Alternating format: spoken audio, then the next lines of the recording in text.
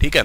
Hari plus Ayana, Hari का मतलब क्या होता है? हरि का मतलब होता है भगवान विष्णु होता है, ये याद रखिएगा, ठीक है। अयाना का मतलब होता है निवास स्थान, ठीक है ना, निवास स्थान होता है अयाना का मतलब। तो मतलब ये हो गया, इन दोनों को अगर मिला दिया जाए, हरियाणा को मिला दिया जाए, तो इसमें ये होगा कि भगवान विष्णु का जो है ना वो निवास स्थान बोला करते हैं, विष्णु भगवान का निवास स्थान इसको बोला करते हैं हरियाणा राज्य को। ये क्वेश्चन एग्जाम ने पूछा है, मैं आपको वही चीज़ बताऊंगा जो आपके एग्जाम पर्सपेक्टिव जरूरी है, स्टेट के लिए जरूरी है या सीट एग्जाम दोगे तो जरूरी है आपके लिए, बस उतनी ही काम की बातें बताऊंगा मैं।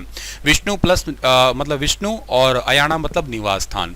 अच्छा, कई जगह पे इसको जो है ना ऐसा लिखा होता है क्या, हरियाणा, ठीक है ना, ये तो हो गया आपका हरियाणा हो गया।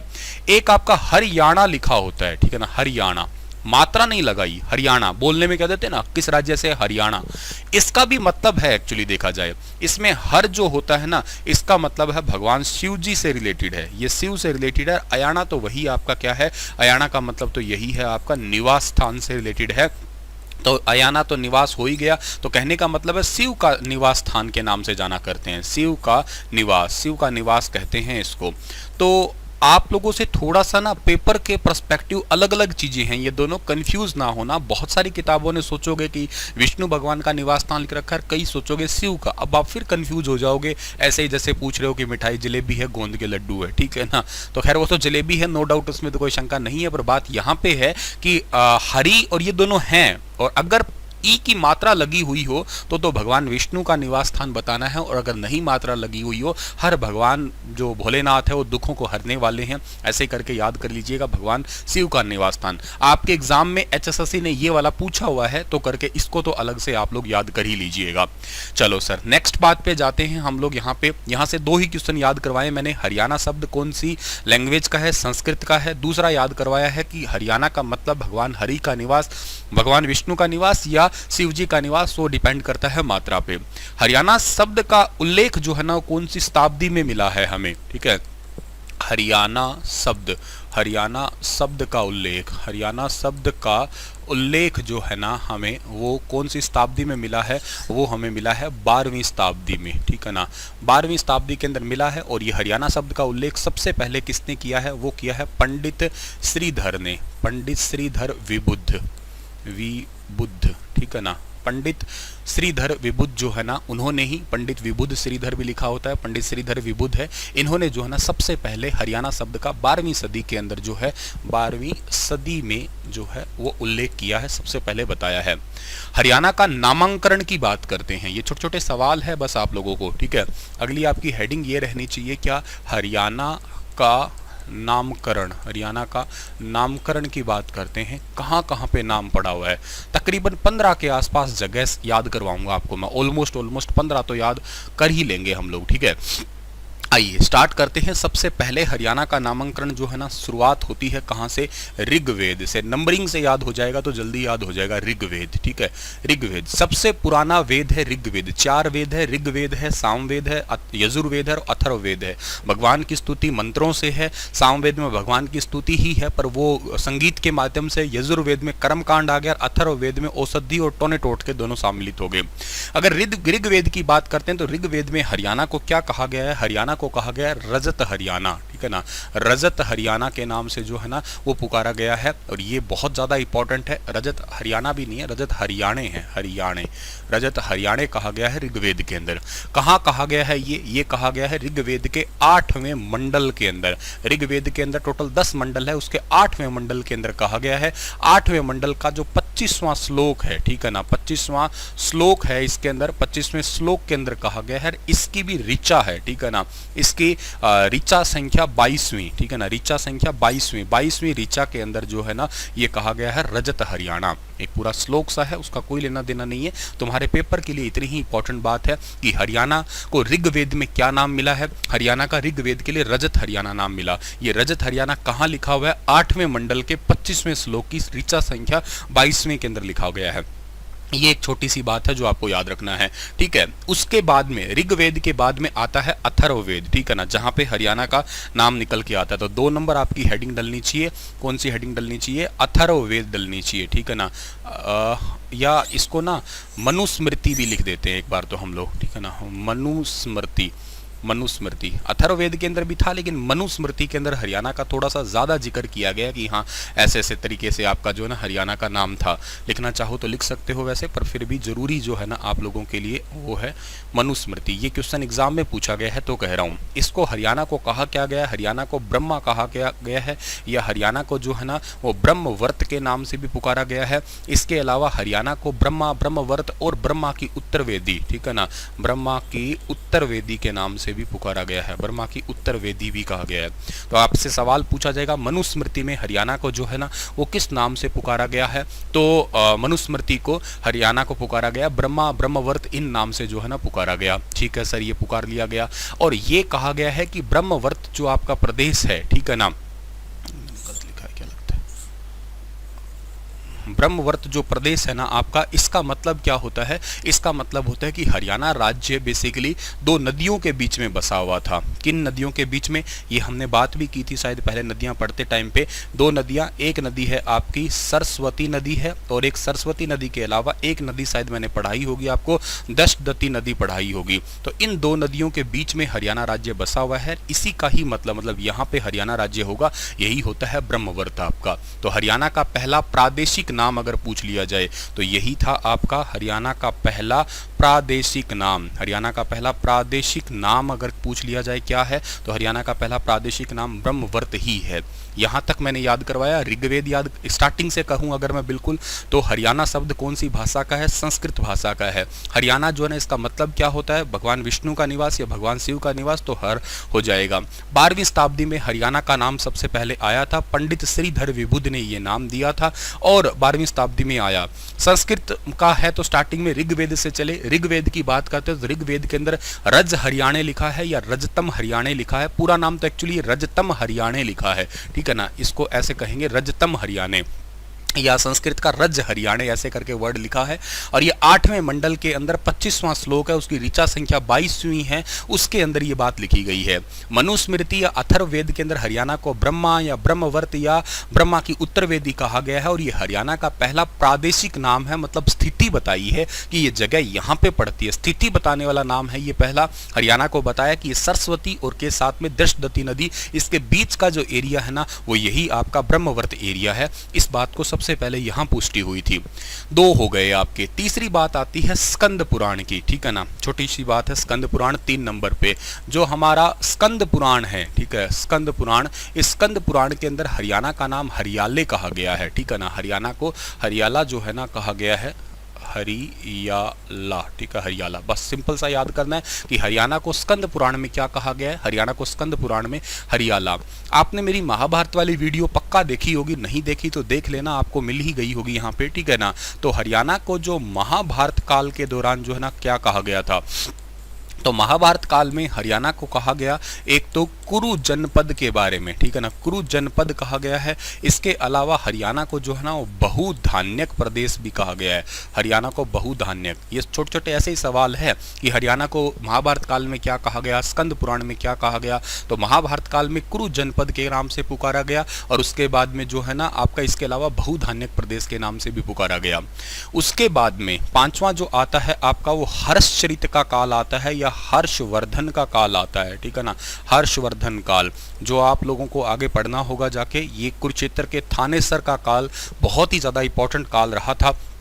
अगर मैं हर्षवर्धन के काल के बारे में बात करता हूं तो यहाँ पे श्रीकंठ जनपद के नाम से पुकारा गया था, श्रीकंठ जनपद, श्रीकंठ जनपद। ये भी मैंने महाभारत वाली वीडियो में बताया था, और ये नागवंश के शासकों ने कहा था, ठीक है, नागवंश के शासकों के द्वारा जो है ना ये बात कही गई थी हरियाणा को। तो हरियाणा को श्रीकंठ जनपद जो है किस काल में पुकारा गया था, हर्षवर्धन के काल के अंदर पुकारा गया था। एक्चुअली एक किताब है, आपको पता होगा, हर्षचरित, बाण भट्ट जो इसके प्रिय दरबारी कवि और प्रिय मित्र थे, उन्हीं के द्वारा लिखी गई हर्षचरित है। हर्षचरित के अंदर ही इस हरियाणा का या श्रीकंठ जनपद का विवरण मिलता है एक्चुअली, तो आपका देखा जाए, ठीक है। इसके बाद में एक व्यक्ति है यदुनाथ सरकार, उन्होंने हरियाणा को क्या कहा है, यदुनाथ सरकार, ठीक है ना, यदुनाथ सरकार। यदुनाथ सरकार जो है ना, इन्होंने अपने ही किताबों के अंदर हरियाणा राज्य को जो ना हरियाल का नाम दिया, हरियाल, ठीक है, हरियाणा राज्य को नाम दिया हरियाल, हरियाल, ठीक है। चलिए, तो ये हो गए 6 आपके। इसके बाद में महाराजा कृष्ण है, उन्होंने हरियाणा को ना लूटपाट का केंद्र बताया था, ठीक है। हरियाणा राज्य को 7 हो गया। महाराज कृष्ण जो है ना, इन्होंने हरियाणा को कहा था एक्चुअली हरना का मतलब होता है कि हरियाणा लूटपाट का केंद्र रहा था, ठीक है ना। मेवात के जंगलों को ही देख लीजिएगा आप लोग आगे जाके, जहाँ पे गुरिल्ला युद्ध पद्धति बहुत ही ज़्यादा मतलब फेमस रही है। उसके बाद में अगले व्यक्ति आए थे एच.आर. गुप्ता ने कहा था हरियाणा को आर्याना कहा था, ठीक है ना, आर्याना। इसका मतलब है आर्यों का घर, ठीक है ना, आर्यों का घर। हरियाणा आर्य मतलब सबसे पहले आर्यों का निवास ऐसे माना गया था कि हरियाणा राज्य केंद्रीय आए थे, इस करके इसको आर्याना या आर्यों का घर कहा गया था, ठीक है। एक भारत के महापंडित रहे हैं, ठीक है, भारत के महापंडित, ये भारत के महापंडित, इनका नाम है राहुल सांकृत्यान, यूपी के थे, ये भारत के महापंडित कहलाते हैं, ठीक है ना। अच्छा, इन्होंने क्या कहा है हरियाणा को हरि धान्यक, बहुत ज्यादा धन उत्पन्न करने वाला क्षेत्र ऐसा माना गया है, इसलिए इनको कहा गया हरि धान्यक कहा गया, ठीक है ना, हरि धानक या हरि धानक्य, ठीक है ना, ठीक है, हरि धानक्य के नाम से जो है ना वो पुकारा गया हरियाणा राज्य को, ठीक है। मैं तो भूल ही गया फिर भी मैं, धानक्य, अब ठीक है। मेरी हिंदी थोड़ी सी वीक है, कहीं गड़बड़ हो जाए तो देख लेना, आप हिंदी के स्टूडेंट हैं, ठीक है। पहली बार सर हरियाणा के इतने सारे नाम पढ़ रहे हैं, ठीक है। चलो ये तो पढ़ते जाओ, अभी तो और बहुत सारे कराऊंगा, 9 ही करवाए हैं मैंने तो, और मैं बहुत ही काम की चीज़ें बता रहा हूँ, मतलब बहुत डिटेल में नहीं जा रहा हूँ, पर सीधे direct to the point question आएंगे, बस वही चीज़ें आपको याद रखनी है, ठीक है। चलो, उसके बाद में एक बार इतना रिवाइज करवा देते हैं हम लोग, ताकि आपको रट्टा ना मारना पड़े या भूल ना जाओ आप लोग। शुरू से आप लोग बात ये कर रहे थे कि हरियाणा शब्द किस भाषा में लिया गया, हरियाणा शब्द है संस्कृत भाषा का है। दूसरी बात कही थी कि हरि अयाना मतलब भगवान विष्णु का निवास या भगवान शिव जी का निवास है। तीसरी बात आपको सर ने बताई, 12वीं शताब्दी में हरियाणा शब्द सबसे पहले निकल के आया था, और पंडित श्रीधर विबुध ने ये नाम सबसे पहले निकाला था। हरियाणा का नामांकन कहाँ पे पड़ा, मतलब किस जगह पे हरियाणा को कहा गया है, जिक्र आया हरियाणा का, सबसे पहले ऋग्वेद में देखने को मिलता है, रजतम हरियाणा या रज हरियाणे ऐसे करके नाम लिखा हुआ है। ये हरियाणा, इस ऋग्वेद के अंदर टोटल 10 मंडल है। जैसे तीसरा मंडल आप पढ़ते हो गायत्री मंत्र या सावित्री मंत्र, पढ़ते हो ना गायत्री मंत्र आप, ओम भूर्भुवः स्वः तत्सवितुर्वरेण्यम भर्गो देवस्य धीमहि धियो यो न प्रचोदयात्, ऐसे ये गायत्री मंत्र जैसे है ना आपका एज इट इज, ऐसे 8वें जो आपका एक मंडल है, 8वें मंडल के अंदर जो 25वां श्लोक है उसकी 22वीं ऋचा, उसके अंदर ये रजतम हरियाणे के बारे में जिक्र किया गया है, रज हरियाणे। मनुस्मृति अथर्ववेद की बात करो, ज़्यादातर पेपरों में मनुस्मृति का जिक्र हुआ है, अथर्ववेद बहुत कम जगह लिखा हुआ है, लेकिन हाँ ये भी है दोनों जगह पे। मनुस्मृति को तो मैंने पढ़ा है खुद, ठीक है ना, मेरे पास में पढ़ी भी होगी, मैं इसको अक्सर पढ़ता रहता हूँ, दिखा दूँ आपको, ठीक है ना। मैं बहुत टाइम, मतलब जो खाली टाइम जब भी मेरे को मिलता है तो मैं इसको पढ़ता रहता हूँ, ठीक है ना। ये देखो ये मनुस्मृति, ठीक है ना, ये मनुस्मृति ही है, और इसमें वाकई लिखा हुआ है हरियाणा का पूरा प्रादेशिक, काफ़ी सारी डिटेल लिखी है इसके अंदर, ठीक है ना। अक्सर पढ़ता रहता हूँ इसको, तब देखा है अथर्ववेद में इसका जिक्र सीधा सा नहीं है, ठीक है। खैर, तो इसको कहा क्या गया, इसको कहा गया ब्रह्मवर्त, और इसके अलावा जो है ना ब्रह्म की उत्तर वेदी के नाम से, मतलब हरियाणा का पहला प्रादेशिक नाम है, जगह वाली जो है ना वो सबसे पहले यहीं पे बताया गया, सरस्वती और के साथ में दसदती की नदी के बीच में। स्कंद पुराण है, स्कंद पुराण में हरियाणा को कहा गया है हरियाला कहा गया है। महाभारत काल में हरियाणा को कुरु जनपद के नाम से पुकारा गया है, और बहुधान्य के नाम से जो है ना वो पुकारा गया है, ठीक है। अच्छा, इसके बाद में हर्षवर्धन काल के अंदर हर्षचरित एक लिखी थी, हर्षचरित के अंदर लिखा गया है क्या, श्रीकंठ जनपद के बारे में नाम आता है। यदुनाथ सरकार है, यदुनाथ सरकार को हरियाल, यदुनाथ सरकार ने हरियाणा को हरियाल कहा। महाराज कृष्ण ने हरना कहा, एक लूटपाट का केंद्र बताया। एच.आर. गुप्ता ने आर्यान्य, आर्यों का वास बताया। भारत के महापंडित जिनको राहुल सांकृत्यान कहते हैं, इन्होंने हरि धान्य के नाम से जो है ना हरियाणा को एक टैग दिया था। उसके बाद में जो है ना एक व्यक्ति रहे हैं बुद्ध प्रकाश, ठीक है ना, बुद्ध प्रकाश। तो बुद्ध प्रकाश की बात करते हैं, इन्होंने कहा था हरियाणा राज्य जो है ना वो एक्चुअली अहीर क्षेत्र था, ऐसा बोला जाता है आपका यहाँ पे, ठीक है ना। और अगर बुद्ध प्रकाश की बात करें तो इन्होंने अभियाना कहा था, मतलब बेसिकली जो है ना हरियाणा के अंदर अहीर क्षेत्र थे इस करके, अभियाना। नहीं, मेरे को कोई एग्ज़ाम नहीं देना है, ठीक है ना, ऐसा ज़रूरी नहीं होता कि जो एग्ज़ाम देना हो तो ही पढ़ते हैं, ऐसे भी पढ़ा जा सकता है। मेरा ये माइथोलॉजिकल किताबें पढ़ना बहुत ज़्यादा पसंद है, इस करके मेरा स्टूडियो कोई देखे तो लाइब्रेरी बना रखा है, घर पे भी कुछ ऐसा ही है, बस पसंद ही किताबें हैं, ठीक है ना। कम उम्र में किसी ने सिखा दिया कि दोस्ती करनी है, प्यार करना है तो किताबों से कर लो, ये कभी तुम्हें ऊंचाई लेके जाएगी, हर दिन कुछ नया सिखाएगी। आपके घर में बारिश हुई, रात को बारिश हुई है कि नहीं हुई, ये कैसे पता लगता है? ये पता लगता है कि पत्तों के ऊपर जब बूंदें पड़ी हुई हो और पत्ता बड़ा ही खिला खिला, बड़ा ही फ्रेश नज़र आता है ना, तो ये अंदाज़ा लगाया जा सकता है कि रात बारिश हुई होगी पक्का।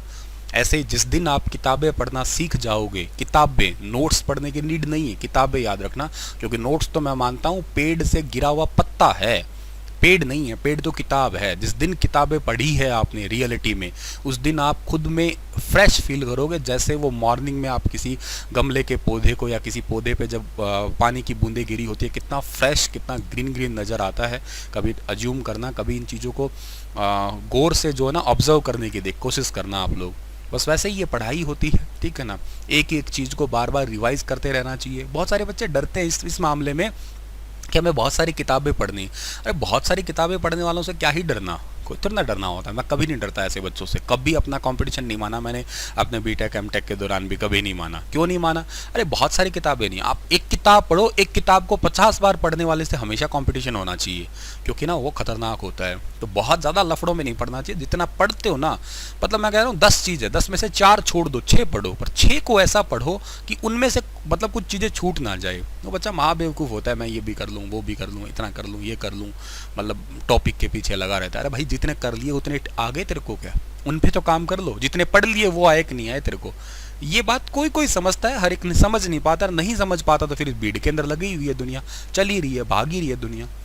एक्चुअली देखा जाए तो कंपटीशन है ही नहीं। मैं भरी भीड़ में, मतलब जब मैं ऑफलाइन भी पढ़ाता हूँ, मैं दिल्ली भी पढ़ा रहा हूँ, मैं हिसार भी पढ़ा रहा हूँ, ठीक है, मैंने हर जगह देख लिया। दिल्ली में तो खैर बहुत जगह के बच्चे आते हैं, ऑनलाइन में मैं टेस्ट बुक अनअकैडमी इन पे भी टीच कर रहा हूँ, तो वहाँ पे मतलब आंध्र प्रदेश तक का, उड़ीसा तक का बच्चा है।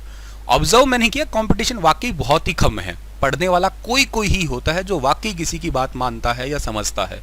और अब तो क्या ही कहा जाए, आप तो मेरे से ज़्यादा समझदार हो। मैं हमेशा ये मानता हूँ कि मैं एक बहुत ही समझदार बैच में पढ़ा रहा हूँ, बहुत ही ज़्यादा टैलेंटेड बच्चे हो आप, मुझसे तो कई गुना समझदार हो, ऐसा मेरा मानना है। एनीवे, अभियाना, ठीक है ना, इन्होंने कहा था कि इन्होंने बुद्ध प्रकाश ने कहा था, ठीक है। पुष्पदंत की बात करते हैं, ठीक है ना, अगले व्यक्ति आए थे, कौन से? पुष्पदंत आए थे, पुष्पदंत। अच्छा, पुष्पदंत की बात अगर करते हैं हम लोग, तो पुष्पदंत ने हरियाणा को कहा था, हरि अणाऊ के नाम से पुकारा था, ठीक है ना, हरि अणाऊ के नाम से पुकारा था पुष्पदंत ने, ये पॉइंट याद रखना। जीसी अवस्थी थे एक, उन्होंने क्या कहा था? ऋग्वेद से उत्पन्न हुआ है ये नाम तो, ठीक है, ऋग्वेद से अरे मैं क्या लिखा, चलो लिख रहा हूँ, ऋग्वेद से उत्पन्न हुआ है, मतलब निकला है, ऋग्वेद से निकला हुआ नाम है ये, ठीक है ना, ऋग्वेद से निकला हुआ नाम है आपका ये। और उसके बाद में जो ऋग्वेद से निकला हुआ नाम ये किसने कहा? ये कहा था जीसी अवस्थी ने कहा था, जीसी अवस्थी के द्वारा ये कहा गया था, ऋग्वेद से निकला हुआ है, ठीक है। इसके अलावा जो ना कुरुओं का क्षेत्र किसने कहा था? ये भी बहुत ज़्यादा इंपॉर्टेंट है, क्वेश्चन कई बार पूछा गया है, ठीक है ना, कि कुरुओं का क्षेत्र मतलब कहाँ से पता लगा? तो कुरुओं का क्षेत्र पता लगा सतपथ ब्राह्मण से, ठीक है ना, सतपथ ब्राह्मण ग्रंथ जो है ना, इससे पता लगा कि हरियाणा राज्य जो है ना वो है कुरुओं का क्षेत्र। कुरुओं का क्षेत्र जो है ना वो कौन सा है? हरियाणा राज्य, सतपथ ब्राह्मण से पता लगा। हरियाणा नदियों का क्षेत्र है, ये कहाँ से पता लगा? या हरियाणा की नदियों के बारे में कहाँ बताया गया? ये बात मैंने शायद तुम्हें बता भी दी हो, वामन पुराण के अंदर जो है ना ये लिखा गया है, हरियाणा की नदियों के बारे में लिखा गया है, हरियाणा की नदी, ठीक है ना, हरियाणा के अंदर नदियां जो भी है ना ये वामन पुराण के अंदर बताया गया है सारा का सारा। उसके बाद में 2-4 और रहते हैं बस, ठीक है ना। इसके अलावा और क्या रह गया था भैया आपका? हाँ, दिव्य वेदान वाला भी रह गया शायद, अभी बताना आपको, ठीक है ना, दिव्य वेदान नहीं बताया ना, नहीं बताया, ठीक है ना। हाँ, दिव्य दान, ठीक है ना, दिव्य वेदान जो है ना, ये आपके जैन और बौद्ध धर्म के ग्रंथों के अनुसार बात कर रहा हूँ मैं आपको, ठीक है ना। एक दिव्य वेदान है और एक इसके साथ में मंजिम निकाय है, ठीक है, मंजिम निकाय, ठीक है ना, मंजिम निकाय, दिव्य वेदान और मंजिम निकाय। कॉपी पे लिखते रहना प्लीज, एक भी चीज मिस मत कर देना, ठीक है ना, बहुत ज्यादा इंपॉर्टेंट है। ये बौद्ध धर्म है, ठीक है ना, और ये बौद्ध धर्म के ग्रंथ है, बौद्ध धर्म के ग्रंथ है ये एक्चुअली। और इन बौद्ध धर्म के ग्रंथों के अंदर क्या बात लिखी गई है, बौद्ध धर्म के इन ग्रंथों के अंदर बात लिखी गई है। हरियाणा का 2 क्षेत्र है, एक क्षेत्र का नाम है अग्रोहा और एक क्षेत्र का नाम है रोहतक, इनके बारे में बात की गई है। और ये क्वेश्चन एग्जाम पर्सपेक्टिव बहुत इंपॉर्टेंट है। हरियाणा के अग्रोहा और रोहतक का जिक्र किन बौद्ध ग्रंथों में किया गया, मंजिम निकाय ये है, ठीक है ना, मंजिम निकाय या दिव्य वेदान, इनके अंदर किया गया है आपका, ठीक है ना। इसके बाद में जो है ना, हरियाणा के अंदर महात्मा गौतम बुद्ध आए थे, ये किससे पता लगा, ये पंपच सूदनी से पता लगा था, ठीक है ना। एक है आपका पंपच सूदनी, इस ग्रंथ से पता लगा कि हरियाणा में महात्मा गौतम बुद्ध आए थे, ठीक है ना, बुद्ध आए थे, इसमें लिखा गया है कि महात्मा गौतम बुद्ध आए थे हरियाणा के अंदर, ठीक है ना। और आपको एक मंजूश्री जो है ना, वो उसमें थानेसर कहा था, पर चलो छोड़ो, आप 16 इतने याद कर लीजिएगा, ठीक है, यही इंपॉर्टेंट है आपका, ठीक है। समझ गए आप लोग इस चीज़ को, बहुत ढंग से समझ गए होंगे मेरे हिसाब से, अच्छे से आप लोगों को ये चीज़ें आ गई होगी। ये नाम आपके 16 है, ये 16 नाम आप लोगों को जो है ना वो याद कर लेने हैं, और कोई टेंशन वाली बात है ही नहीं, ठीक है ना। आपको कामयाब होना कोई बहुत दूरी की बात नहीं है, रिविज़न जितनी मार सकते हो उतने रिविज़न मारो। इस क्लास में हो सकता है लड़कियाँ बैठी हों कुछ, ठीक है ना, लड़के लोग तो शायद इस बात को कम जानते हैं, लेकिन लड़कियाँ अगर इस बात को जानती है, बाकी आजकल तो लड़के भी जानते हो इस बात को, कि बालों में तेल की मसाज की जाती है ना। हम लोग खैर कम, मतलब मैं भी बहुत कम तेल लगाता हूँ बालों में, लेकिन हाँ मान लो चलो कि बालों में तेल रोज़ नहीं लगाती लड़कियाँ, स्पेशली हफ्ते 10 दिन में, अगर मैरिड है तो अपनी सासू माँ से, अगर अच्छी है तो, ठीक है ना। और कई बार तो ऐसे होती है खाने को आती है, उसकी तो बात ही क्या करेंगे, मार दूंगी, काट दूंगी, पीट दूंगी, जला दूंगी, आग लगा दूंगी, कई तो ऐसी होती है।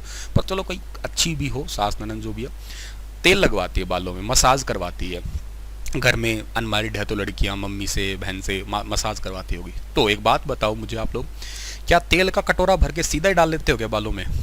ना, ऐसे कौन करता है सर, कितनी बेवकूफ़ी वाली बात कर दी आपने। हाँ तो मेरे को पता है कोई नहीं करता ऐसा, तो एकदम एक बार पढ़ लेना तो यही हो गया। कभी भी किसी चीज़ को पढ़ते हो ना, एक बार पढ़ते हो तो सीधा ऐसे डल जाता है वो। अगर आपको याद करना है और आप उम्मीद करते हो कि ये पढ़ी हुई चीज़ पेपर में काम आ जाए, तो जैसे थोड़ा सा तेल लेके और ऐसे ऐसे, थोड़ा सा तेल लेके ऐसे ऐसे ऐसे, ठीक है ना, थोड़ा तेल लेके ऐसे ऐसे ऐसे जड़ों के अंदर पिरोते हो ना, बार बार वही चीज़ बार बार ही कर रहे हो ना, वही चीज़ सेम ही कर रहे हो। ये एक्शन भी सेम है, ये एक्शन भी सेम है, ये सेम एक्शन करोगे, सेम ही चीज़ बार बार पढ़ो। जिस तरीके से वो तेल असर करता है बालों में, उसी तरीके से वो पढ़ा हुआ अक्सर असर करता है आपका। याद करना, ये प्रैक्टिकल बात है, किसी के कही हुई पढ़ी हुई नहीं है, खुद ही महसूस की है कि कई बार मम्मी के पाँव में बैठ जाते हैं तो मम्मी ऐसे बालों में मसाज ऐसे कर रही होती है, तो मैं उसको अज्यूम कर रहा होता हूँ कि देखो ये ऐसे हो रहा है, तो ऐसे अगर पढ़ाई को बार बार किया जाए तो कितना अच्छा हो। कुछ वैसी ही चीज़ें हैं आपकी ये, ठीक है ना। चलो खैर, नेक्स्ट हरियाणा के नामांकन सारे हो गए। ऋग्वेद में रजतम हरियाणा, मनुस्मृति में ब्रह्म या ब्रह्मवर्त, सकंद पुराण में हरियाला, महाभारत काल में कुरु जनपद या बहुधान्य कहा गया, हर्षवर्धन काल में श्रीकंठ जनपद कहा गया, यदुनाथ सरकार ने हरियाल के नाम से पुकारा था, महाराजा कृष्ण ने हरना यानी कि लूटपाट का केंद्र कहा था, HR गुप्ता आर्याना कहा था, भारत के महापंडित राहुल संकृत्यान ने हरिधान्य कहा था, बुद्ध प्रकाश ने अभिहरणा कहा था, पुष्पदंत ने हरिणाऊ कहा था, ऋग्वेद से निकला हुआ नाम ये कहा गया था। जीसी अवस्थी ने वामन पुराण में हरियाणा की नदियां हैं, शतपथ ब्राह्मण में कुरुओं का क्षेत्र है, दिव्य वेदान और मंजिम निकाय में बौद्ध धर्म के ग्रंथ है ये, और अग्रवा रोहतक का जिक्र है। पंपत सूदनी में ऐसा बताया गया कि हरियाणा के अंदर आए हैं, कौन आए हैं हरियाणा के अंदर, ठीक है ना, बुद्ध आए थे, ऐसी बात जिक्र हमारे पता लगा था यहाँ से, ठीक है ना।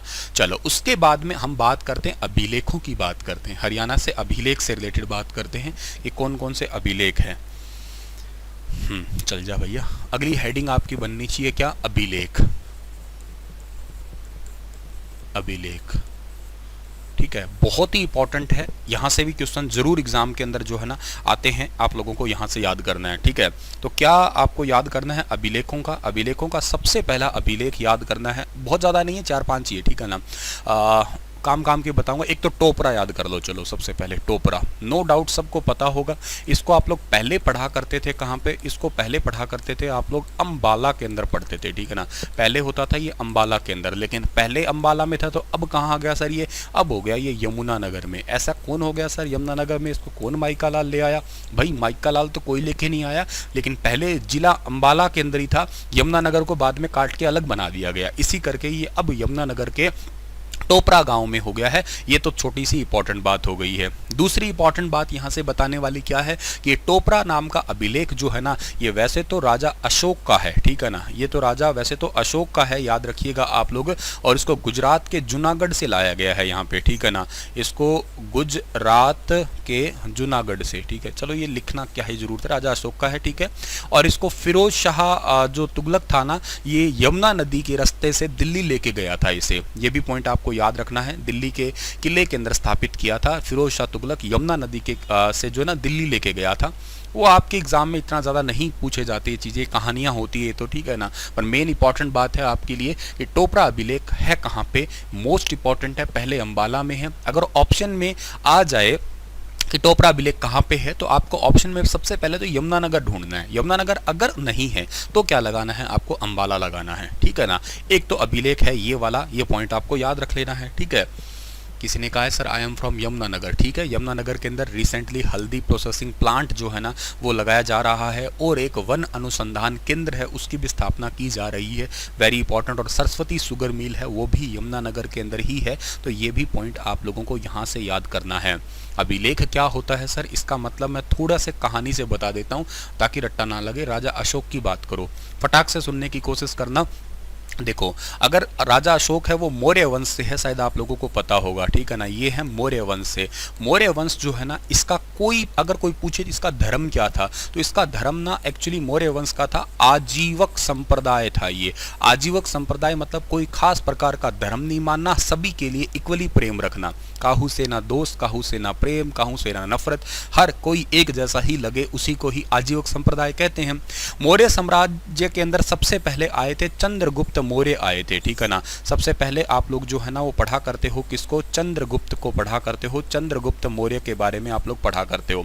अच्छा, चंद्रगुप्त मौर्य जो है ना, ये ऐसे तो कोई धर्म नहीं था, लेकिन इन्होंने जीवन के अंतिम कालों में 298 ईसा पूर्व के अंदर ये कर्नाटक में गए थे। कर्नाटक में कहाँ पे गए थे? श्रवण बेलगोला में गए थे। कर्नाटक का जो श्रवण बेलगोला नाम की जगह है, श्रवण बेलगोला, यहाँ श्रवण बेलगोला के अंदर जाके इन्होंने एक सुलेखना नाम की विधि अपनाई है। सुलेखना या संथारा भी लिखा होता है उसको, सुलेखना या संथारा, ये विधि को अपनाया और अपने प्राण त्याग दिए। और ये भद्रबाहु के कहने पे ऐसा सब कुछ किया इन्होंने, भद्रबाहु, ठीक है ना, भद्रबाहु, जिन्होंने कल्पसूत्र की रचना की है। 24 तीर्थंकर जैनियों के हैं ये।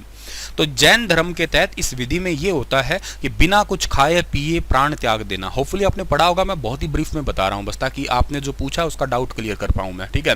तो सुलेखना विधि से भद्रबाहु के कहने पे चंद्रगुप्त मौर्य ने अपने प्राण त्याग दिए, बिना कुछ खाए पिए जीवन त्याग देना। कहने का मतलब है मौर्य वंश था तो आजीवक संप्रदाय, लेकिन इन्होंने अपने लास्ट के दिनों में कौन सा धर्म अपना लिया? इन्होंने जैन धर्म को अपना लिया, ठीक है। अब आया इनका बेटा। इनका बेटा कौन सा है? इनका बेटा जो है ना, इनका नाम है बिंदुसार, ठीक है ना। इनके बेटे का नाम है बिंदुसार। ये बिंबिसार नहीं है, बिंदुसार है, याद रखना।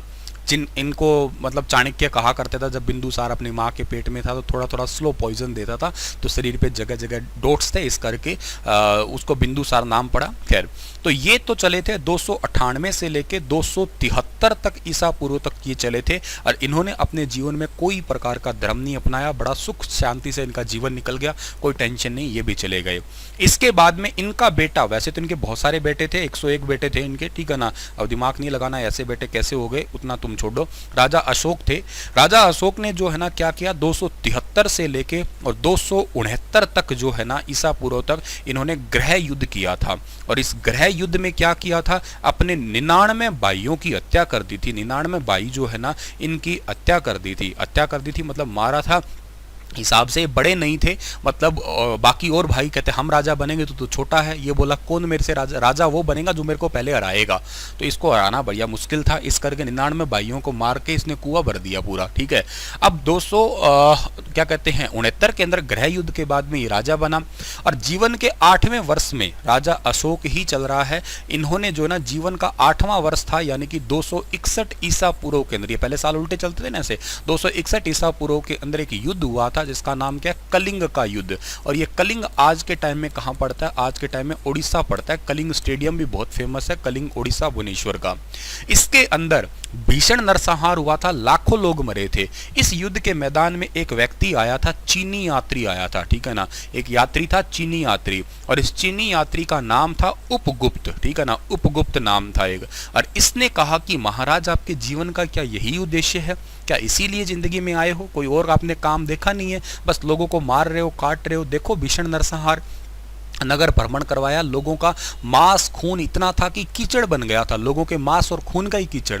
देखो कितने लोगों को मारा है आपने, और आपने एक बार नहीं मारा, आपने तो मारने से शुरुआत की है, आपने 99 भाइयों को मारा, और 273 से 269 से 261 तक इन 8 सालों में वे आपने भीषण नरसंहार किया है। अब भी लाखों लोग मर गए हैं, क्या जिंदगी में इसीलिए आए हो। और इनको हुई आत्मगिलानी, और इसी करके इन्होंने कर दिया प्राण। इन्होंने क्या किया, तलवार का त्याग किया, और उसी दिन से ही इन्होंने एक धर्म को अपना लिया, और इस धर्म का नाम क्या है, बौद्ध धर्म जो है ना इन्होंने अपनाया। तो अब आपके लिए इंपॉर्टेंट ये होगा कि मौर्य साम्राज्य आजीवन क्यों रहा, क्योंकि इनके अलग अलग धर्म रहे थे। जैसे चंद्रगुप्त मौर्य ने अपने जीवन में कोई नहीं, लेकिन लास्ट में जैन अपना लिया। इनके बेटे बिंदुसार ने कोई अपनाया ही नहीं था, इनके बेटे ने बौद्ध धर्म अपनाया, चीनी यात्री से उपगुप्त से शिक्षा ले ली। जिंदगी बड़ी ठीक ठाक चल रही थी, ओके चल रही थी, मस्त जिंदगी चल रही थी। हुआ यूं क्या कि एक दिन ऐसा आया कि इन्होंने कहा, इन्होंने एक ना बौद्ध ग्रंथ पढ़ा, ठीक है ना, उस ग्रंथ का नाम है राहुलोवाद सुत ग्रंथ। राहुलोवाद सुत ग्रंथ पढ़ा इन्होंने, और राहुलोवाद सुत ग्रंथ इसमें लिखा हुआ ये है, इसको पढ़ा कि आप अगर कोई पाप कर रहे हो तो ठीक है, मतलब आप अगर पाप करो तो आपको पाप लगेगा, लेकिन आप कोई पाप नहीं कर रहे हो कोई बात नहीं, लेकिन आपके नॉलेज में कोई और भी पाप कर रहा है तो भी उसका पाप का हिस्सा आपको लगेगा। फॉर एग्जाम्पल यूं सोचो कि मैं बड़ा सीधा आदमी हूं, बड़ा साऊ पुत हूं, सीधा आता हूं, सीधा जाता हूं, बिल्कुल ओके रिपोर्ट है मेरी, कोई टेंशन नहीं, लेकिन मेरी निगाहों में कोई मुझे दिख रहा है कि ये गलत है, और फिर भी मैं सोच रहा हूं मुझे क्या लेना है यार, कर रहा है तो करने दो। अकॉर्डिंग टू बौद्ध धर्म राहुलोवाद सुत ग्रंथ में यह कहा गया कि फिर भी आपको उस पाप का जो है ना वो पाप अंश लगेगा, पाप लगेगा। मतलब इन्होंने कहा यार मैं तो पढ़ा लिखा था, मेरे को तो चलो ज्ञान हो गया, भोली प्रजा को तो ज्ञान नहीं होगा। इन्होंने गांव के और गांव के शहरों के रास्तों पे जो एंट्री एग्जिट मार्ग थे ना, वहां पे बड़े बड़े पत्थर से लगा दिए, और इन पत्थरों के ऊपर लिख दिया, बातें लिख दी कि भाई चोरी नहीं करना, झूठ नहीं बोलना, लोगों की हत्या नहीं करना, किसी का दिल नहीं दुखाना, जाने अनजाने में। ये बात याद रखना, जाने और अनजाने में दुखता है तो भी आपको उसका फल भुगतना पड़ता है, जान के तो कभी ऐसा काम करना ही मत। सद्बुद्धि, भगवान के पास जाओ तो एक ही चीज मांगो भाई, और कुछ मत मांगो, धन दे दो, दौलत दे दो, पेपर पास करा दो, सब चीजें झूठी है। पहली चीज मांगनी है एक ही, हे प्रभु मुझे सद्बुद्धि दे दो। अगर ये भेजा खोपड़ी अकल ठिकाने है ना, मैं कह रहा हूं आप दुनिया में पैसे की तो लाइन लगा दोगे, यही चीज मांगो। तो बस यही चीज है कि देखो जाने अनजाने में कभी किसी का दिल नहीं दुखाना, अपने मुंह से कभी कोई गलत वर्ड बोलना भी नहीं चाहिए, बहुत ही मस्त रहना चाहिए, हंसते रहना चाहिए, भड़क टेंशन को तो गोली मारनी चाहिए। ऐसी बातें इन्होंने अच्छी अच्छी लिखी, और इन्हीं को कहते हैं अभिलेख। ये लेख लिखे गए आपके पत्रों पे। तो ये राजा अशोक का चर्चा था आपका, अभिलेख का आपका डाउट था, जिसको समझ में आ गया है उसको बता देना मुझे कि हाँ सर समझ में मुझे आ गया है। तो टोपरा अभिलेख जो है जिसका डाउट था उसको समझ में आया ही होगा, बाकियों को भी समझ में आया होगा, ठीक है। उसके बाद में टोपरा अभिलेख के बाद में दूसरा आता है आपका तोशाम अभिलेख आता है, ठीक है ना। तोशाम अभिलेख पूछा जाता है। तोशाम तो सबको पता है खैर कहाँ पे है, लेकिन तोशाम अभिलेख जो है ना कौन सी शताब्दी का है, तीसरी और चौथी शताब्दी का है, ठीक है ना। थर्ड और फोर्थ जो है ना आपकी शताब्दी का ये है, सदी का है या शताब्दी का, तीसरी चौथी सदी का जो है ना ये वाला। चलो ये भी पॉइंट आपको समझ में आ गया। उसके बाद में जो है ना अगला कौन सा है, अगला है आपका तीसरा राजा हर्षवर्धन का सोनीपत का अभिलेख, ठीक है ना। सोनीपत के इस अभिलेख में राजा हर्षवर्धन के ताम्रपत्र अभिलेख मिला था। ये बहुत बहुत इंपॉर्टेंट इंपॉर्टेंट है, हर्षवर्धन, ठीक है ना, हर्षवर्धन। मेरी 27 घंटे वाली वीडियो के अंदर मैंने इसके बारे में बहुत जिक्र किया हुआ है, देखना जरूर उस वीडियो को। हर्षवर्धन जो है ना, हर्षवर्धन का ताम्र अभिलेख मिला है, हर्षवर्धन का ताम्र अभिलेख, ठीक है ना, हर्षवर्धन का ताम्र अभिलेख जो है ना वो मिला है आपका सोनीपत के अंदर। वेरी वेरी इंपॉर्टेंट है, याद करना है आप लोगों को।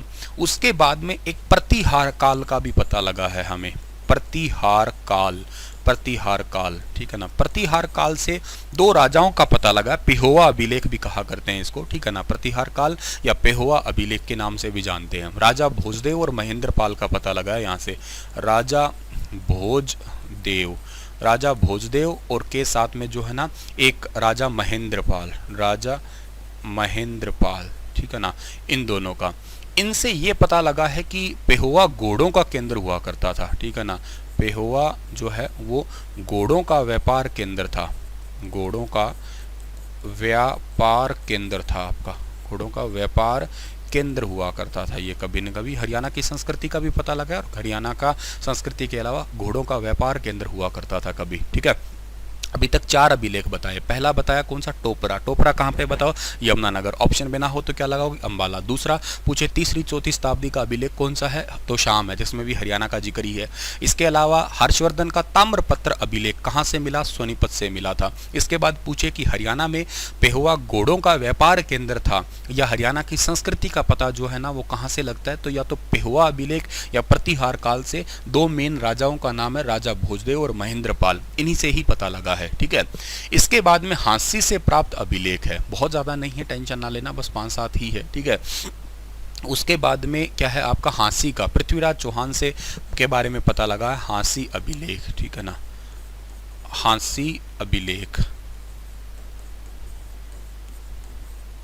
ठीक है। राजा अशोक के बाद में परंपरा चली गई थी लिखने वाली, ठीक है ना। यहाँ से चौहान वंश के बारे में पता लगा है, चौहान वंश, ठीक है, चौहान वंश के बारे में पता लगा हाँसी अभिलेख के थ्रू आपका। इसके बाद में दिल्ली अभिलेख, बहुत ज़्यादा इंपॉर्टेंट है, एग्जाम पर्सपेक्टिव बहुत ज़रूरी है ये, ठीक है ना, दिल्ली अभिलेख।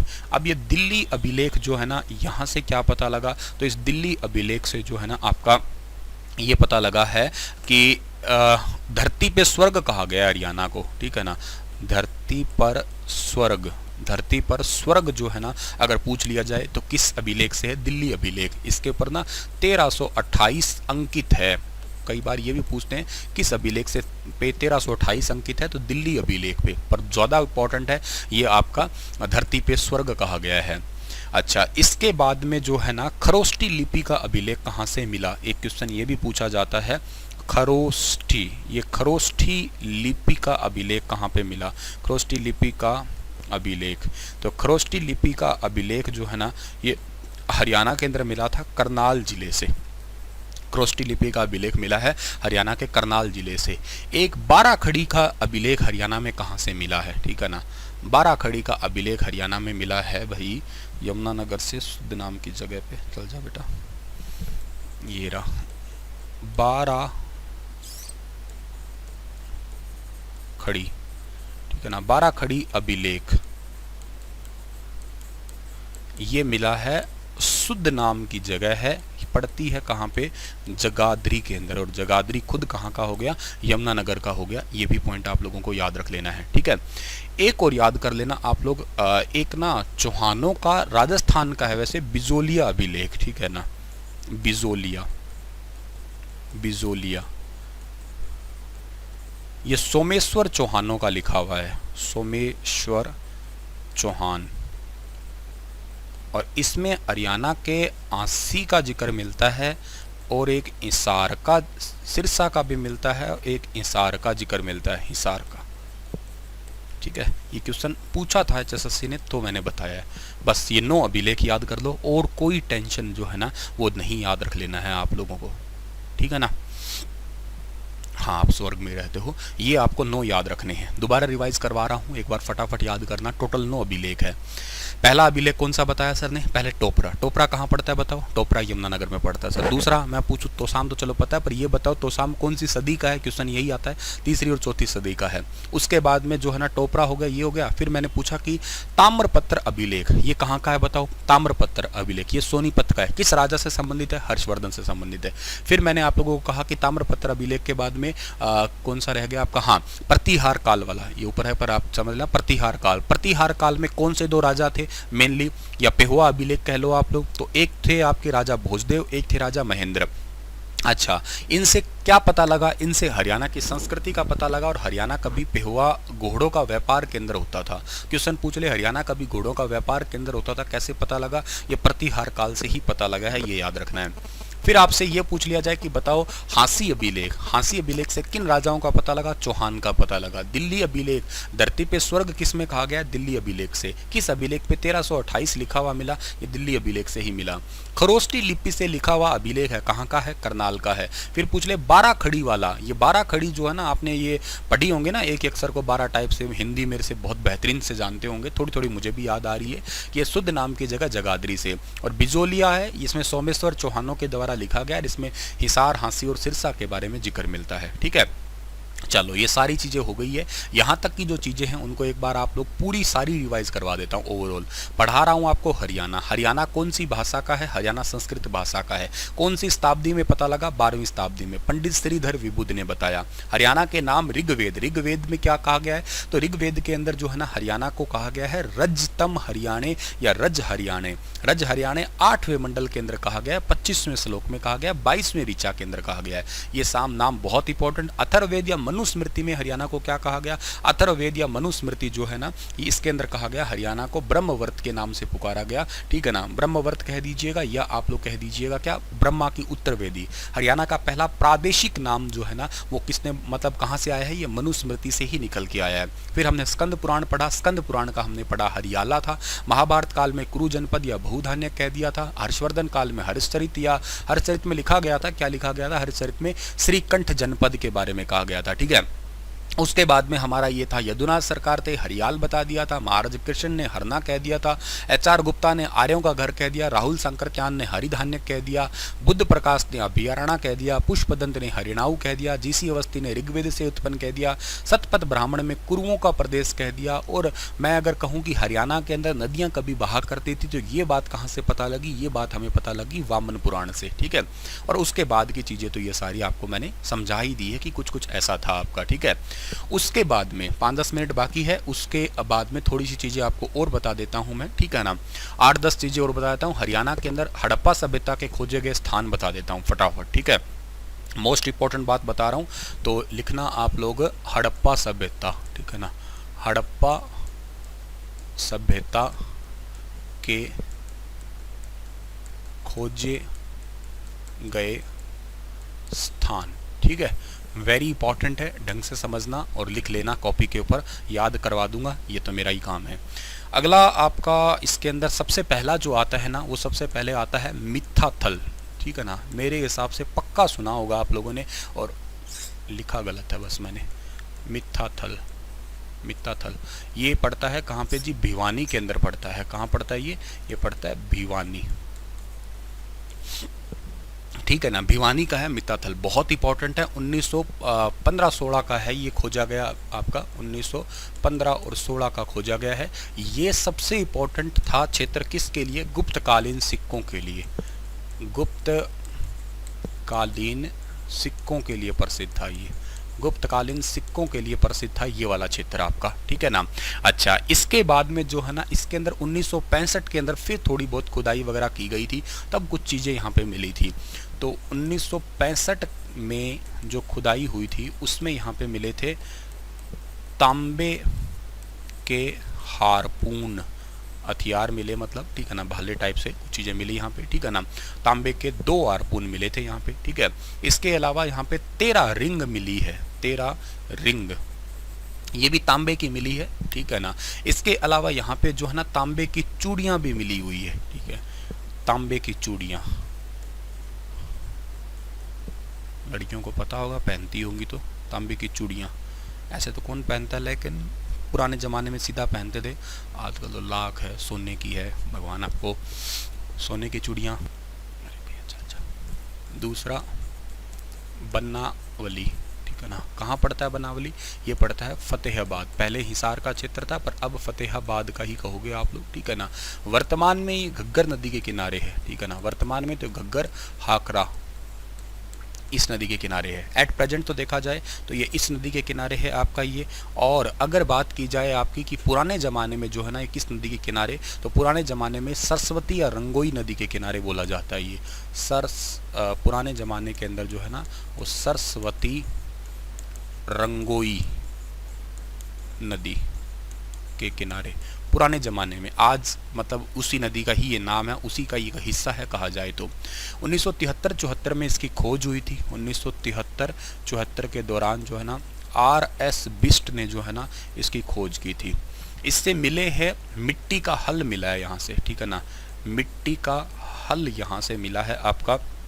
जुते हुए खेत के साक्ष्य यहीं से मिले हैं आपके, ठीक है ना, जुते हुए खेत के साक्ष्य, जुते हुए खेत के जो साक्ष्य है ना वो यहीं से ही मिले हैं। इसके अलावा यहाँ से विचित्र पशु की मूर्ति, ठीक है ना, विचित्र जो पशु है ना इसकी मूर्ति जो है ना वो यहीं से ही मिली है आपकी। विचित्र पशु की आकार की मूर्ति है एक, वो भी यहीं से मिली है। इसके अलावा जुता हुआ खेत है वो यहीं से ही मिला है। मिट्टी का हल है वो भी यहीं से मिला है। एक बैलगाड़ियों के पहियों के निशान भी मिले यहाँ से, बैलगाड़ी के निशान, बैलगाड़ी के पहियों के निशान या बैलगाड़ी के पहियों के निशान जो है ना वो भी यहीं से मिले हैं। तो बनावाली का क्षेत्र है अपने आप में, ये भी इम्पोर्टेंट है ये, ठीक है ना। ठीक है सुदीप जी, ठीक है। चलो सर, नेक्स्ट आपका हो गया बनावाली वाला हो गया। इसके बाद में आपको याद रखना है राखी गढ़ी का। राखी गढ़ी तो मैं अपने करंट अफेयर के सेशन में वैसे कई बार बता चुका हूं, पर फिर भी आप लोगों को जो है ना वो एक बार और याद कर लेना है कि राखी गढ़ी क्या है। राखी गढ़ी अच्छे से भूलना नहीं है आप लोगों को, ठीक है ना। कितना हो गया आपका? बनावाली हो गया, और कौन सा का मिथ्याथल हो गया, और तीसरा कौन सा है आपका? राखी गढ़ी। राखी गढ़ी कहाँ पड़ता है जी? ये पड़ता है हिसार के अंदर पड़ता है, ठीक है ना। ये वर्तमान में सबसे बड़ा केंद्र है, ठीक है ना। वर्तमान में हड़प्पा का सबसे बड़ा केंद्र है। 550 एकड़ से भी ज़्यादा का है ये, प्लस है, ठीक है ना। अभी तक तो सारी खोज नहीं हुई है इसकी, लेकिन इससे भी ज़्यादा है ये। इसकी खोज वैसे जो ना अच्छे रूप से 1997 से 1999 के दौरान जो है ना अमरेंद्र नाथ ने की थी, अमरेंद्र नाथ। हालांकि इसके बारे में 1969 में सूरजभान ने बता दिया था, लेकिन वाकई डिटेल्ड खुदाई जो है ना वो इन्होंने करवाई थी। यहाँ पे एक नेशनल म्यूजियम भी बन रहा है, आर्कियोलॉजिकल सर्वे ऑफ इंडिया, और के साथ में जो है ना मैंने आज सुबह 5 बजे वाली वीडियो में क्वेश्चन करवाया भी था ये। और गवर्नमेंट ऑफ हरियाणा, ठीक है ना, ये क्या कर रही है, मिल के लगभग 23 से 25 करोड़ रुपए की लागत में एक यहाँ पे म्यूजियम भी बना रही है। यहाँ से मिले प्रेमी जोड़ों के कंकाल, ठीक है ना, प्रेमी जोड़ों के कंकाल जो है ना, कंकाल वो यहीं से मिले हैं। सोने की आभूषणों की फैक्ट्री, ठीक है ना, सोने के आभूषण की फैक्ट्री भी जो है ना आपकी वो भी यहीं से ही मिली है आपकी। खट्टी दाल के अवशेष भी यहीं से मिले हैं। खट्टी दाल खाते थे ये लोग, ठीक है ना। मतलब प्रेमी जोड़ों का मतलब ये है कि मेल फीमेल के दोनों के कंकाल एक साथ दफनाए जाते थे, ऐसा यहीं से ही पता लगा था हमें, राखी गढ़ी से ही, ठीक है ना। इसके बाद में हमारे पास में आता है फरमाना। छोटे छोटे और हैं, ये तो मैं पूरा ही करवाऊंगा, अब छोड़ूंगा नहीं, ठीक है ना। 5-7 और है, 4-5 मिनट ऊपर भी हो जाए तो परेशान मत होना, ठीक है। और उसके बाद में चल जा भैया, ठीक है ना। हाँ, फरमाना 2-3 हो गए ना, 4। फरमाना, फरमाना कहाँ पड़ता है? ये पड़ता है रोहतक का पड़ता है, ठीक है ना। फरमाना रोहतक को 2007 से 2009 के बीच में जो है ना वो खोजा गया था, इसके दौरान ही। और किन्होंने जो है ना इसकी खोज की थी विवेक दांगी, विवेक दांगी जो है ना इन्होंने खोज की थी। हरियाणा में सबसे बड़ा, वो तो पूरे भारत का सबसे बड़ा हो गया या ओवरऑल ही सबसे बड़ा हो गया राखी गढ़ी, तो हरियाणा का सबसे बड़ा, अगर हरियाणा में देखा जाए ना तो हरियाणा में राखी गढ़ी से पहले ये मानते थे बड़ा, ठीक है ना। मतलब इस जगह पे सबसे ज़्यादा लोग रहते थे, वो तो हड़प्पा का बड़ा है ही है, अब तो ओवरऑल हरियाणा में भी वही हो गया और ओवरऑल में भी बड़ा हो गया, लेकिन इससे पहले हरियाणा में बड़ा यही माना करते थे आप लोग, कौन सा, फरमाना रोहतक का क्षेत्र माना करते थे। यहाँ से क्या मिले हैं, यहाँ पे कंकाल के साथ में बर्तन मिले हैं, ये इंपॉर्टेंट है, ठीक है ना। कंकालों के साथ बर्तन, ऐसा कहा जाता है कि कंकालों को, मतलब मुर्दे को भूख लगेगी इसलिए साथ में कुछ खाने पीने का दफनाते थे। सेल खड़ी की मोहरें भी मिली है यहाँ से, सेल खड़ी की मोहर, ठीक है ना, वो भी यहीं से ही मिली है, फरमाना से ही मिली है, ठीक है ना। उसके बाद में अगला जो स्थान आएगा आपका, वो स्थान कौन सा है, चल भैया ऊपर ऊपर चल, ऊपर चल, ऊपर चल, ऊपर चल, ठीक है ना, ऊपर चल। अगला स्थान आएगा, पहले तू चलेगा तो, हाँ, तो अगला नंबर कौन सा था देख लेना, बालू, कहाँ पे है, कैथल में, ठीक है ना। बालू नाम की जगह है ये, और ये कहाँ पड़ती है, हरियाणा के कैथल नाम की जगह पे पड़ती है। इसकी खोज हुई थी 1977 के अंदर हुई थी, और करी किसने थी, इसकी खोज की थी सूरज भान ने की थी, ठीक है ना, सूरज भान ने की थी। लाल स्लेटी रंग के जो बर्तन है ना, वो यहीं से, मोस्ट इंपॉर्टेंट क्वेश्चन लिख रहा हूँ जो पेपर में पूछा गया है आपका, लाल स्लेटी रंग, लाल स्लेटी रंग के बर्तन, ये बात बहुत ज़्यादा एग्जाम में पूछी गई है, मोस्ट इम्पॉर्टेंट है, तुम्हें हर गिज हर हाल में याद करनी ही पड़ेगी, और कोई चारा है भी नहीं इसका आपको, ठीक है। उसके बाद में जो है ना आपके गिरावड़ नाम की जगह की खोज हुई है, ठीक है ना। गिरावड़, ये गिरावड़ कहाँ पड़ता है, ये पड़ता है रोहतक के अंदर पड़ता है, ठीक है ना। 2007 के अंदर विवेक दांगी ने ही इसकी खोज की है, विवेक दांगी।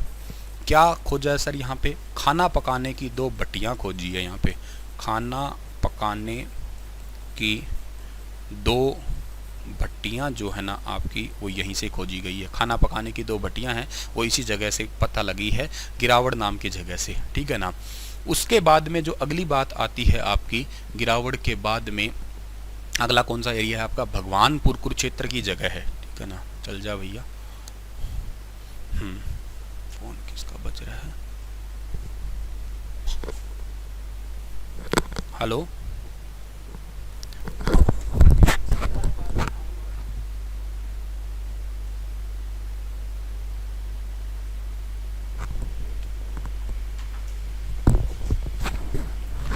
हाँ जी, सॉरी बीच में कॉल आ गया था, अरे पाइनएप्पल पड़ा था।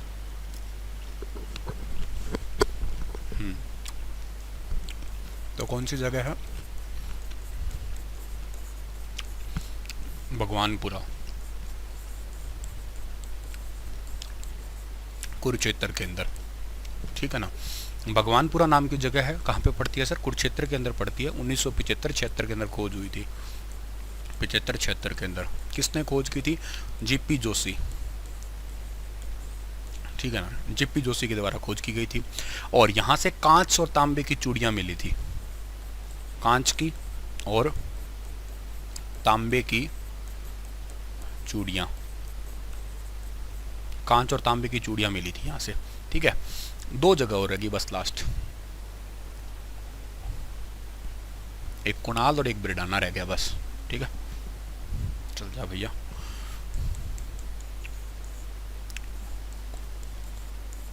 ये पड़ता है फतेहाबाद में, और एक है बिरडाना, ये भी कहाँ पे है, फतेहाबाद में, ठीक है ना। कुणाल और बिरडाना जो है ना, ये दोनों के दोनों पड़ती कहाँ पे है, बिरडाना के अंदर है। अच्छा, दोनों की खोज अलग अलग हुई है, ये तो हुई है आपकी 1986 के अंदर हुई है। एक व्यक्ति है JS खत्री, इन्होंने जो है ना इसकी खोज की है, JS खत्री ने की है यहाँ पे, ठीक है। अच्छा, और जो ये बिरडाना है ये 2003 के अंदर आया है, और इसकी खोज की है LS राव नाम ने खोज की है। यहाँ से मिले हैं उल्टे V आकार के तीर, उल्टे V, ऐसे हो गया ना V, उल्टे V आकार के बाले मिले हैं या तीर मिले हैं आपके, ठीक है ना, उल्टे वी आकार के भाले या तीर मिले हैं, और के साथ में 6000 साल पुराने मनके भी, 6000 साल पुराने मणके, वो भी यहीं से मिले हैं। बहुत पुरानी बस्ती के नाम से इसको जो है ना जाना करते हैं आप, ठीक है ना। और ये भी पुरानी बस्ती मिली है यहाँ से, पुरानी बस्ती, ठीक है ना। जैसे हाथी दांत के आभूषण, वो भी यहीं से मिले हैं, ठीक है। तो ये जगह होगी आपकी टोटल, ठीक है ना।